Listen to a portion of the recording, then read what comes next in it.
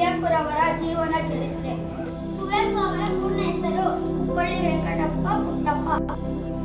ಕುವೆಂಪು ಅವರ ಜನನ ಶಿವಮೊಗ್ಗ ಜಿಲ್ಲೆಯ ತೀರ್ಥಹಳ್ಳಿ ತಾಲೂಕಿನ ಕುಪ್ಪಳ್ಳಿಯಲ್ಲಿ 1904 ಡಿಸೆಂಬರ್ 29ರಂದು ಜನಿಸಿದರು. ಅವರ ತಂದೆ ವೆಂಕಟಪ್ಪ, ತಾಯಿ ಸೀತಮ್ಮ, ಪತ್ನಿ ಹೇಮಾವತಿ.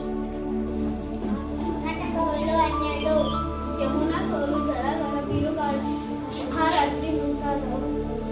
ಇವರ ಮಕ್ಕಳು ಪೂರ್ಣ, ಚಂದ್ರ, ತೇಜಸ್ವಿ, ಕೋಕಿಲೋದಯ, ಚೈತ್ರ, ಇಂದು, ಕಲಾ, ತಾರಿಣಿ.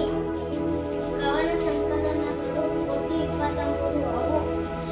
ಕೊಳಲು, ನವಿಲು, ಪಕ್ಷಿ, ಕಾಶಿ, ಪ್ರೇಮ, ಕಾಶ್ಮೀರ, ಅನಿಕೇತನ ಮುಂತಾದವು.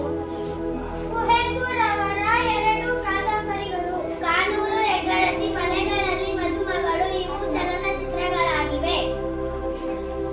ಆತ್ಮಕಥೆ ನೆನಪಿನ ದೋಣಿಯಲ್ಲಿ ಇದು ಕುವೆಂಪುರವರ ಮದುವೆ ಪ್ರಸಂಗ ತಿಳಿಸುತ್ತದೆ.